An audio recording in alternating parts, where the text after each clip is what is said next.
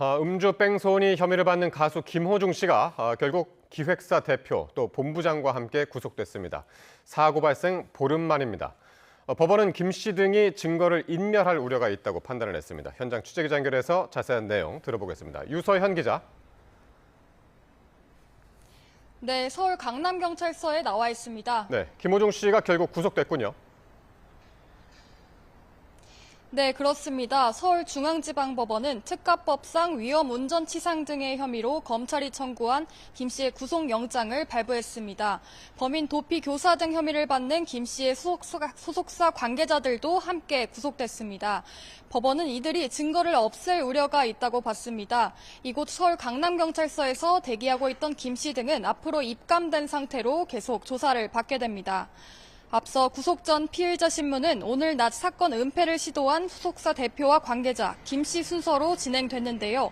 특히 재판부는 막내 매니저에게 허위 자수를 지시한 것을 언급하며 강하게 질타한 것으로 전해졌습니다. 경찰은 사고 전 김 씨가 휘청이는 모습을 담은 CCTV 등을 바탕으로 김 씨가 당시 만취 상태였다고 주장했습니다. 그러나 김 씨 측 변호인은 이를 반박하기 위해 김 씨 걸음걸이가 원래 그렇다는 취지의 영상 자료를 제출한 것으로 전해졌습니다. 김 씨는 또 경찰이 압수한 휴대전화 비밀번호를 가르쳐주지 않은 이유에 대해선 사생활이 담겨 있어 제공할 수 없다는 취지로 답변한 거로 알려졌습니다. 법정에는 담당 검사도 직접 나와 구속 의견을 개진했습니다. 검찰은 경찰 수사 사안이지만 이번 사건이 사안이 중대하고 증거인멸 우려도 크다며 직접 출석을 결정했다고 밝혔습니다.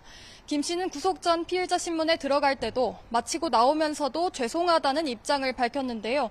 그러나 마신 술의 양 등 혐의와 관련한 취재진 질문에는 즉답을 피했습니다. 직접 들어보겠습니다.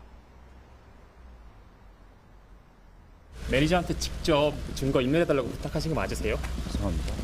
휴대전화 비밀번호 제공 안 한 이유가 있습니까? 소주 3병 마셨다는 진술로 나왔는데 정확히 그날 몇 잔 마신 거예요? 죄송합니다. 반성하겠습니다.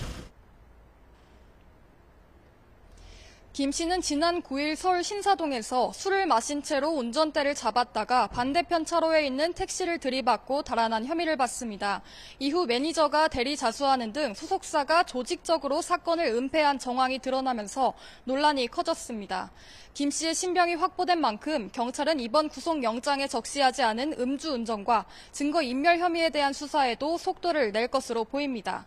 지금까지 서울 강남경찰서에서 전해드렸습니다.